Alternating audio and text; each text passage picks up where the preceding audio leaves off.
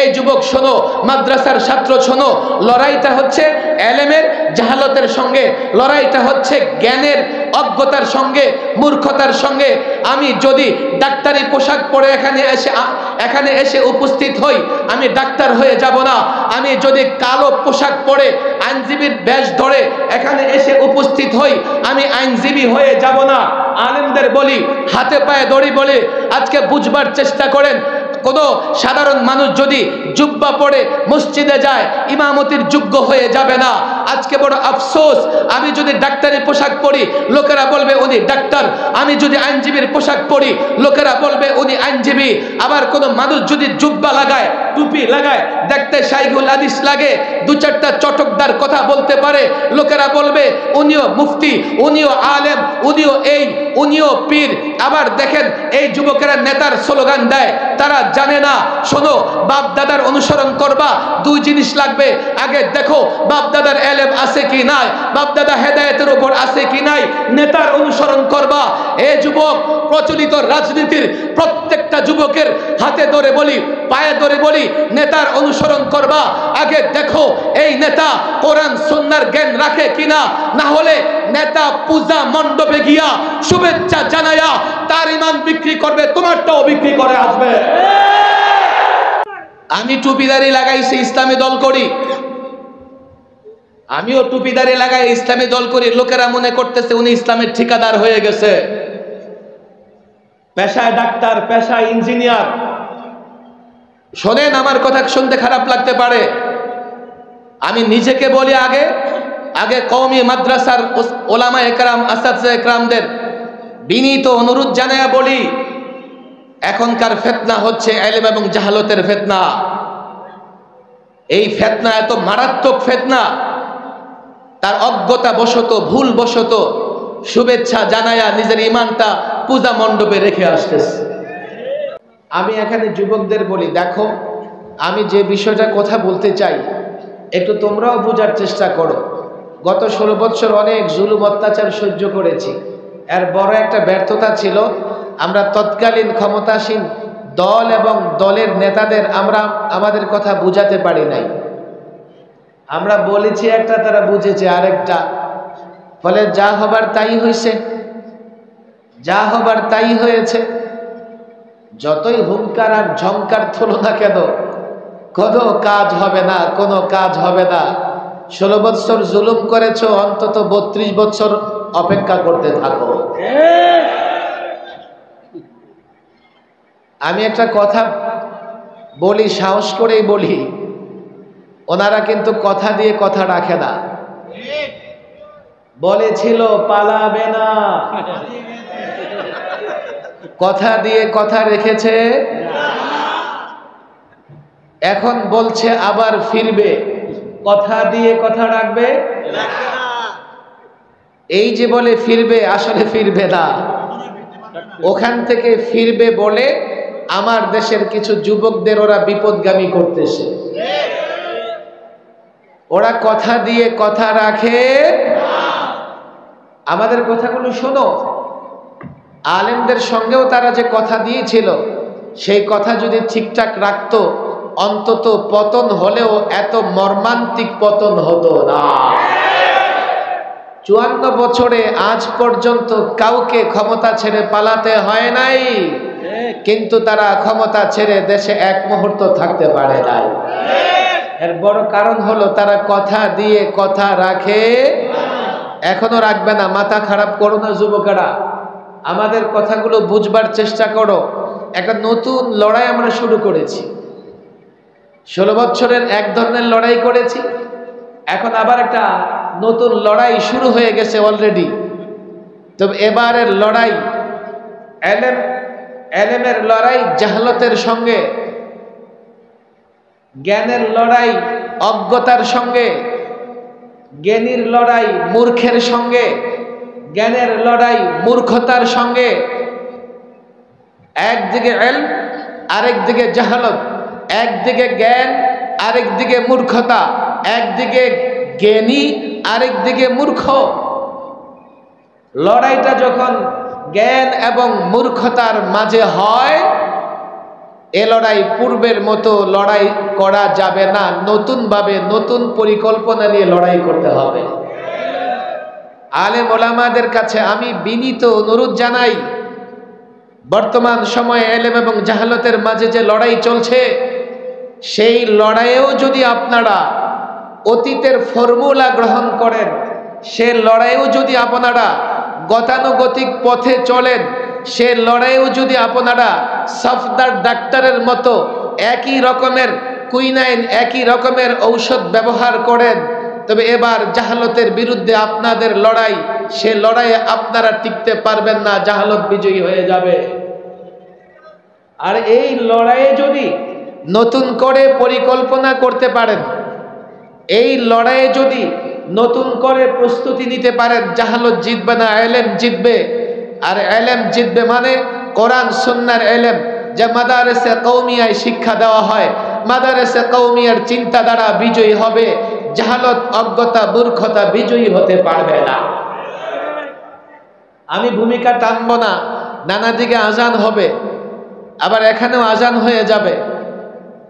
আমি ভূমিকা টানবো না লম্বা, তবে আমার শুরু কথাগুলো না বুঝলে হয়তোবা ওলামা একরাম আমার উপরে আপত্তি তুলবেন, ওলামা একরাম আমার চিন্তাটাকে নতুন চিন্তা বলবেন। No, never. আমি যে চিন্তার কথা বলছি ব্যক্তি সাখাওয়াত রাজির চিন্তা নয়। আপনারাও গবেষণা করেন, পৃথিবীতে অনেক পরিবর্তন হয়েছে, অনেক বিপ্লব সংগঠিত হয়েছে, অনেক অভ্যুত্থান হয়েছে। বিপ্লবে যেমন বিপ্লব সংগঠিত হওয়ার পেছনে যেমন ইসলাম ভূমিকা রেখেছে, কোথাও বিপ্লব সংগঠিত হওয়ার পেছনে সেকুলারিজম ভূমিকা রেখেছে, কোথাও আবার সমাজতন্ত্রের চেতনার মাধ্যমে বিপ্লব হয়েছে। আমাদের একটা বড় ব্যর্থতার জায়গা হচ্ছে আমরা শুধু বিপ্লব কিংবা অভ্যুত্থানের কথাই বলি। অতীতে যত বিপ্লব হয়েছে, অভ্যুত্থান হয়েছে, কিভাবে হয়েছে, অভ্যুত্থানের পরে রাষ্ট্র কিভাবে মেরামত করা গেছে, এই নিয়ে আমাদের ভেতরে কোনো স্কুল অফ থট নাই, চিন্তার জায়গা নাই। আমাদের ভেতরে পাঠচক্র হয় না, আমাদের ভেতরে মোতালা হয় না, আমাদের ভেতরে মুজাকারা হয় না। এই বাংলাদেশে আবার 24-এর যে অভ্যুত্থান হয়েছে, আমি তো বলি অভ্যুত্থানের পরে সংবিধান সংস্কারে আমি পরামর্শ দিয়েছি। অভ্যুত্থানের পরে জাতীয় ঐক্যমত্য কমিশনের প্রত্যেকটা বৈঠকে উপস্থিত থেকে আমি পরামর্শ দেবার চেষ্টা করেছি। ঘন্টার পর ঘন্টা আমি বিতর্ক করেছি। আমার যা মনে হয়েছে, 24-এর অভ্যুত্থান হয়েছে জালেমের বিরুদ্ধে, 24-এর অভ্যুত্থান হয়েছে হিন্দুত্ববাদের বিরুদ্ধে, 24-এর অভ্যুত্থান হয়েছে সন্ত্রাসের বিরুদ্ধে, 24-এর অভ্যুত্থান হয়েছে মূর্খ নাস্তিকতার বাদের বিরুদ্ধে। আমরা সেটা বিদায় করে দিয়েছি, সক্ষম হয়েছি। কিন্তু এখন বাংলাদেশ মেরামত করবার জন্যে, এখন বাংলাদেশ সংস্কার করবার জন্যে যে ব্যক্তিত্ব দরকার ছিল, যে ফর্মুলা দরকার ছিল, তা নাই বলে কোনো সংস্কার হচ্ছে না। 9-6 দিয়ে 19 থেকে 20 করে যা হচ্ছে, আল্লাহর কসম এই সংস্কার দিয়ে বাংলাদেশের মানুষের ভাগ্যে পরিবর্তন আসবে না। অভ্যুত্থান হয়েছে, আমরা রক্ত দিয়েছি। অনেক কথা বলতে মন চায়, আমি জানি না আপনারা আমার কথাগুলো কিভাবে নেন। আমি চান্দিনা থানার যুবকদেরও বলি, তোমরাও কথা বুঝবার চেষ্টা করো। যদি বুঝবার চেষ্টা না করো, তাতে আমরা ক্ষতিগ্রস্ত হব না, তোমরা ক্ষতিগ্রস্ত হবা। অভ্যুত্থানের পরে রাষ্ট্র মেরামত করবার জন্যে যে রিজাল বা ব্যক্তিত্বের দরকার ছিল, অভ্যুত্থানের আগে যারা অভ্যুত্থান করেছে, তারা অতীতের সমস্ত বিপ্লব অধ্যয়ন করে, পাঠ করে, জাতিকে উদ্বুদ্ধ করে বিপ্লব করেছে। বিপ্লব ধরে রাখতে তারা পারে নাই, যার জন্য এখন নতুন একটা লড়াইয়ের ক্ষেত্র তৈরি হয়ে গেছে। আমি কোরআনুল কারীমের একটা আয়াত তেলাওয়াত করেছি শুরুতে। আমি আলেম, আমি মাদারেসা কওমিয়ার উপরের জমাতের ছাত্র, আমি চিন্তাশীল যুবক, স্কুল কলেজের চিন্তাশীল যুবক, যারা চিন্তা করে, যারা ভাবে। আমি তাদের কাছে বিনীত অনুরোধ করব, আমি যে কথাটা বলে আলোচনা শুরু করেছিলাম, এখন একটা নতুন লড়াই চলছে। এই লড়াইটা হচ্ছে একদিকে জ্ঞান, আরেকদিকে মূর্খতা, একদিকে জ্ঞানী, আরেকদিকে মূর্খ, একদিকে ইলম, আরেকদিকে জাহালত। এই লড়াইয়ে কে কোন দিকে আছে আমি বলবো না। হতে পারে যেদিকে ইলম সেদিকে মাত্র সামান্য কিছু মানুষ আছে, হতে পারে যেদিকে জাহালত সেদিকে কোন কোন ইসলামী দলও আছে। যদি বলি একদিকে ইলম একদিকে জাহালত, হতে পারে ইলমের জায়গায় মুষ্টিমেয় কিছু মানুষ আছে, আবার জাহালতের জায়গায় ইসলামী দলও আছে, পীরও আছে, মুফতি সাহেবও আছে, অসম্ভব কিছু নয়। এই জন্য আমার কথাগুলো না বুঝলে আপনারা নিজেরাই আমার বিরুদ্ধে আপত্তি জানাবেন যে কি বলে গেল। যেহেতু আমি সুযোগ পাইছি কিছু কথা তো বলবোই। সূরাতুল মায়েদার এই আয়াতটা আপনারা সামনে রাখেন। সূরাতুল মায়েদা আয়াত নাম্বার কত? 104। নোট করে রাখেন যাতে আমারে গালি দিতে না পারেন। সূরাতুল মায়েদার 104 নম্বর আয়াতে আল্লাহ তাবারক ওয়া তাআলা কি বলেছেন? ওয়াইযা কিলা লাহুম তাআলাউ তাআলাউ, যখন তাদেরকে বলা হতো কুরাইশ মুশরিক কাফেরদের, আসো, তাআলাউ, আসো আসো, ইলা মা আনজালাল্লাহ, আল্লাহ যা অবতীর্ণ করেছেন সেদিকে আসো, কোরআনের দিকে আসো, ওয়া ইলার রাসূল, রাসূলের দিকে আসো। তৎকালীন কাফের মুশরিকরা জবাব দিয়েছে কি? হাসবুনা মা ওয়াজাদনা আলাইহি আবাআনা, কোরআন এবং রাসূলের দরকার নাই, নাউযুবিল্লাহ, আমাদের জন্য যথেষ্ট ওই পথ যে পথে আমরা আমাদের বাপ দাদাদেরকে পেয়েছি। মানে আমাদের জন্য আমাদের বাপ দাদাদের পথ যথেষ্ট, আমাদের জন্য কোরআন আর রাসূল দরকার নাই, জবাব দিয়েছে মুশরিক কাফিররা। আল্লাহ তাবারক ওয়া তাআলা আয়াতের ধরন, আয়াতের ব্যাখ্যা বিশ্লেষণ সামনে রাখলে বোঝা যায় তাদের জবাব আল্লাহ পছন্দ করেন নাই। তারা বাপ দাদাদের পথের কথা কেন বলবে, সে জবাব আল্লাহ পছন্দ করেন নাই। কিন্তু কোরআনে কারীমের দিকে দৃষ্টি দিলে আমরা দেখব একই কথা বলেছেন হযরত ইউসুফ আলাইহিস সালাম, ওয়াত্তাবা'তু মিল্লাতা আবাই ইব্রাহিম ওয়া ইসহাক ওয়া ইয়াকুব, আমি আমার বাপ দাদাদের অনুসরণ করেছি। কে? ইব্রাহিম, ইসহাক এবং ইয়াকুব আলাইহিমুস সালাম। একজন পয়গম্বর যখন বলেছেন যে আমি আমার বাপ দাদাদের অনুসরণ করেছি, নিঃসন্দেহে সেটা আল্লাহর পছন্দের কথা, কেননা পয়গম্বর বলেছেন। আবার যখন মুশরিকরা বলেছেন আমাদের জন্য বাপ দাদাদের পথ যথেষ্ট, সেটা সমালোচিত হয়েছে, সেটা অপছন্দ। আলেমরা নিঃসন্দেহে বুঝে গেছেন। আমি যুবকদের বলি, শোনো, এখন একই কথা দুই জায়গায় দুইভাবে উপস্থাপন হয়েছে। আমাদের কাছে একটা প্রশ্ন আসে, তাহলে আমরা কি আমাদের বাপ দাদাদের অনুসরণ করব না করব না? উত্তর দিতে হবে না, উত্তর দিয়ে ভেজাল করবেন না। এইটার একটা ফায়সালা দরকার। কাফেররা বলেছেন বাপ দাদাদের অনুসরণ করেন, এটা সমালোচিত। একজন পয়গম্বর বলেছেন তিনিও তার বাপ দাদাদের অনুসরণ করেন। এখন আমরা আমাদের বাপ দাদাদের অনুসরণ করতে পারবো কি পারবো না, এমন একটা ফায়সালা মীমাংসার দরকার আছে না নাই? এর আগে আপনারা আমাকে বলেন, লোকেরা শুধু তাদের বাপ দাদাদের অনুসরণ করে না নেতার অনুসরণও করে? আপনাদের কষ্ট হচ্ছে? বলেন, নেতার অনুসরণ করি না আমরা? শুধু কি নেতার, পীর সাহেবের অনুসরণ করি কি করি না? আলেম সাহেবের অনুসরণ করি কি করি না? তাহলে এখান থেকে আমরা মীমাংসা করে নিতে পারবো কখন তাদের অনুসরণ করতে পারবো, কখন তাদের অনুসরণ করতে পারবো না। বাপ দাদাদের কখন অনুসরণ করা যাবে, আমার আপনার পীরের অনুসরণ কখন করা যাবে, আমার আপনার সম্পৃক্ত আলেমের অনুসরণ কখন করা যাবে। এই যুবক, তোমরা তোমাদের নেতাদের অনুসরণ কখন করতে পারবা, কখন পারবা না, এ বিষয়ে সিদ্ধান্ত, ফায়সালা, মীমাংসার দরকার আছে না নাই? আওয়াজ হচ্ছে না, বলেন আল্লাহু আকবার। সবার মুখ থেকে আওয়াজ বের না হলে আমি তাকবীর দেওয়াইতেই থাকবো। এদিকে আমাদের ছেলেরা, ছোট ছেলেরা আওয়াজ করতেছে না। আমার সঙ্গে বলেন আল্লাহু আকবার। এত মানুষ আওয়াজ দিলে তো চান্দিনা থানা পর্যন্ত যাওয়ার কথা, একজন একাই দেখেন। হাত মুষ্টিবদ্ধ করেন, বলেন আল্লাহু আকবার। নারে তাকবীর, লিল্লাহি তাকবীর। কোরআন সুন্নাহর আলো,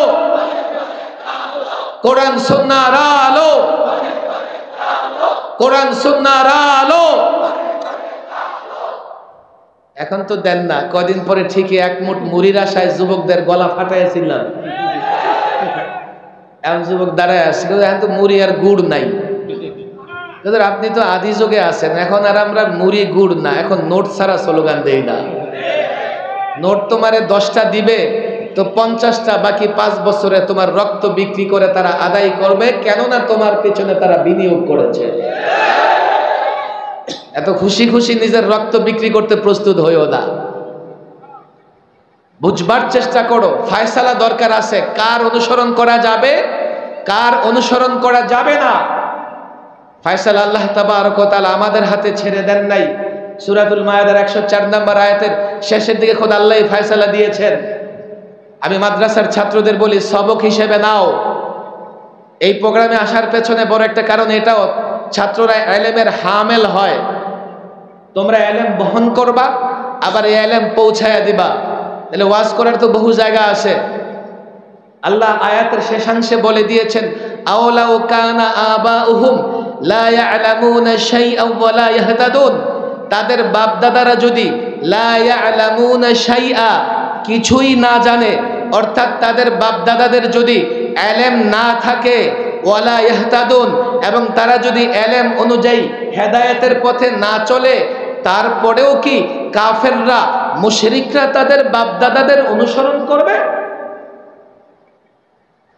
তাহলে বোঝা গেল অনুসরণ করতে হলে কয়টা জিনিস লাগবে? বলেন কয়টা? একটা হলো ইলম, একটা কি?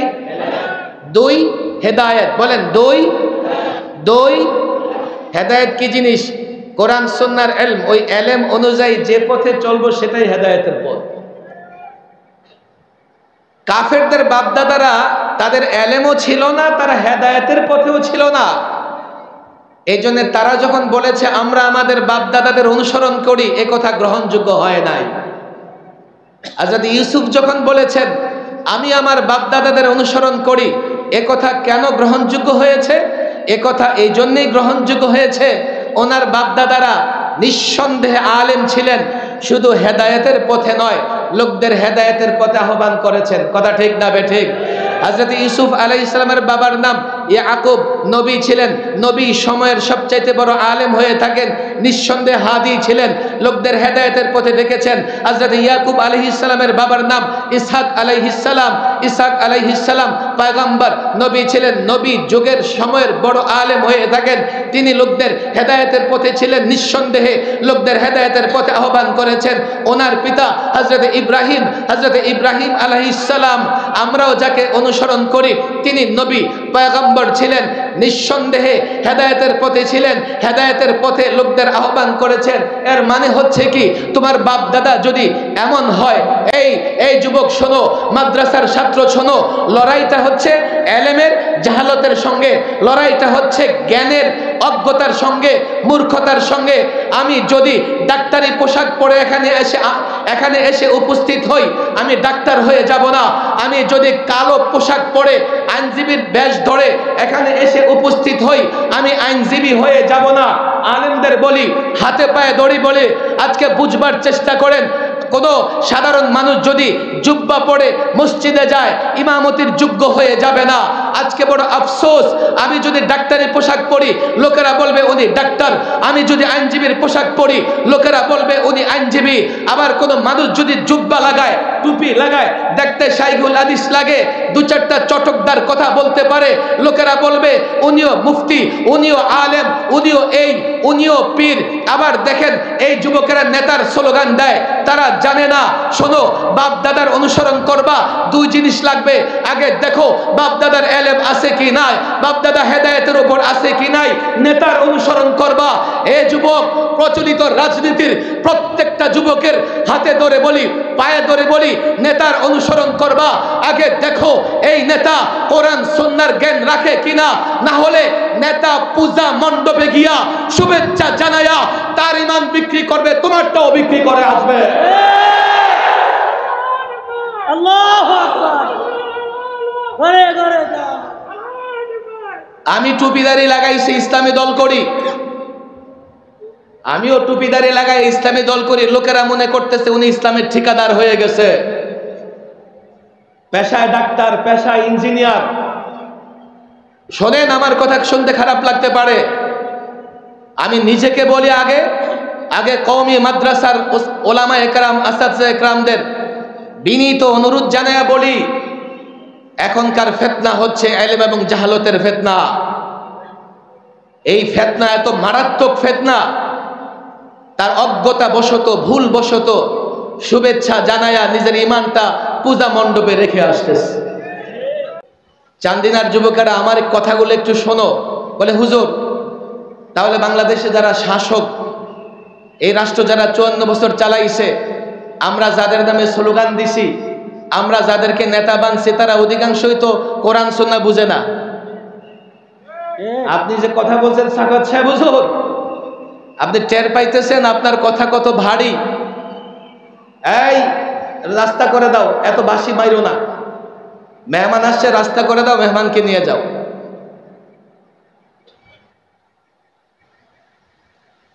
এখানে আজকে মেহমানদের তো বন্যা বয়ে যাবে যা মনে হয়। চান্দিনা থানার আলেমরা বড় কর্মঠ, কিন্তু প্রোগ্রামটা করতেছে চিপায়। চান্দিনা থানার সদরের সবচেয়ে বড় মাঠে প্রোগ্রাম হবে, কথা ঠিক না বেঠে? না হলে বিনা দাওয়াতে প্রোগ্রাম ক্যান্সেল। বিনা দাওয়াতে প্রোগ্রাম ক্যান্সেল। আমি একটা প্রশ্নের উত্তর দিয়েছি, মনে আছে? অনুসরণ করব কার? যার কয়টা জিনিস আছে বলেন, কয়টা? আগুল উঠান, আগুল উঠান। শুধু আমাদের খাটাবেন না, উঠান। যার অনুসরণ করব তার মধ্যে কয়টা বিষয় লাগবে? এলেম না থাকলে তার অনুসরণ করা যাবে? এলেম আছে, সে নিজেই যদি হেদায়েতের উপর না থাকে অনুসরণ করা যাবে? আছে, অনেক এলেমদারিরাও দরবারি হয়ে যায়, অনেক এলেমদারি বিক্রি হয়ে যায়, আছে না নাই? হয়েছে গত 16 বছর বিরিয়ানির প্যাকেটে দর্জন বিক্রি হয়ে গেছে।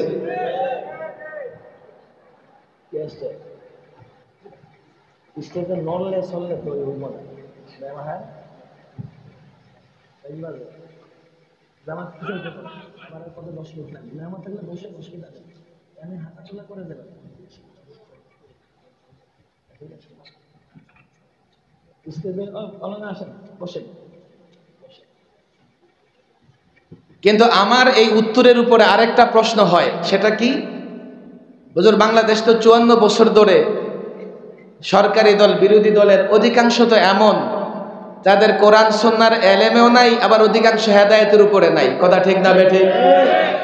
হয়তো বা আগামী তো এমন হবে। তো এখন আমরা কি করব? আমরা করবটা কি? তাদের অনুসরণ, যুবকদের প্রশ্ন এটা। আমি বলি, যুবক শোনো, রাষ্ট্র পরিচালনায় রাজনীতিবিদ দরকার আছে, ডাক্তার, ইঞ্জিনিয়ার সব দরকার আছে, কিন্তু তাদের ভেতরে যদি কোরআন সুন্নাহর এলেম না থাকে, কিংবা তারা যদি হেদায়েতের উপর না থাকে, তুমি যদি দুনিয়াবি কোনো সাবজেক্টে তাদের অনুসরণ করতে পারবে, তবে সতর্ক থাকবে, যখনই তাদের কোনো কথা ইসলাম নিয়ে হবে, যখনই তাদের কোনো কথা কোরআন সুন্নাহ নিয়ে হবে, তো এই বিষয়ে তাদের কথা গ্রহণযোগ্য নয়, এই বিষয়ে কথা গ্রহণযোগ্য হবে ওলামাদের, কথা ঠিক না? আমি জানি না বুঝাইতে পারছে কিনা। আগামীতেও যদি এমন রোগী দেখা দেয়, তো ট্রিটমেন্ট কিন্তু আগেরটাই হবে। রোগী যদি এমন ট্রিটমেন্ট এমন সাবধান করে দেয়, শোনো, তোমাদের বোঝানোর দরকার, বুঝাইয়া দিছি, এলেম হেদায়েত ছাড়া কার অনুসরণ করা যাবে না। হ্যাঁ, দুনিয়াবি জ্ঞানে পণ্ডিত, রাজনীতিবিদ কিংবা ডাক্তার, ইঞ্জিনিয়ারকে যদি অনুসরণ করো, তার পরিষ্কার তাকে তুমি দেখবা তার কথা যেন তার সাবজেক্টে থাকে। ডাক্তার যেন ডাক্তারি নিয়ে কথা বলে, ইঞ্জিনিয়ার যেন ওই বাড়িঘর এটা সেটা নিয়ে কথা বলে। খবরদার, সে যেন ইসলাম নিয়ে কথা না বলে। যদি ইসলাম নিয়ে কথা বলে তার কথা গ্রহণযোগ্য হবে না, আলেমরা সাপোর্ট না করলে। অতীতেও আমরা এমন অনেক রোগীর চিকিৎসা করছি, যুবকদের বলে দিচ্ছি সাবজেক্ট নাই, সাবজেক্ট পড়ো নাই, ইসলাম নিয়ে কথা বলে ঘোলা পানিতে মাছ শিকার করবা, ইসলাম নিয়ে কথা বলে নিজেকে পণ্ডিত প্রকাশ করবার চেষ্টা করবা। অতীতে যে কায়দায় ট্রিটমেন্ট হয়েছে ভবিষ্যতেও সে কায়দায় তোমাদের চিকিৎসা হবে। আলেমদের বলে দেই, আপনারা সতর্ক থাকেন। আমি বলি না তুমি ডাক্তার, তুমি ইঞ্জিনিয়ার, রাজনীতিবিদ, তুমি দেশের উন্নয়নে কাজ করবে না, করো, কিন্তু খবরদার কোরআন সুন্নাহ ইসলাম নিয়ে কথা বললে আলেমদের অনুসরণ করবা। বাস, তাহলে তোমাদের সঙ্গে আমাদের কোনো বিভেদ থাকবে না, ঝগড়া থাকবে না। ইসলাম এবং কোরআন সুন্নাহ নিয়ে আলেম আলেম এবং হেদায়েতের উপরে আছে, এর বাইরে কারো অনুসরণ করা যাবে না। জামাত দাঁড়ায় গেছে, আল্লাহ তাবারক ওয়া তাআলা চান্দিনা থানা উলামাদের মেহনতকে কবুল করুন, চান্দিনা থানার মাদারিসে কওমিয়াকে কবুল করুন। ওয়া মা তাওফীকি ইল্লা বিল্লাহ ওয়া মা আলাইনা ইল্লাল বালাগ।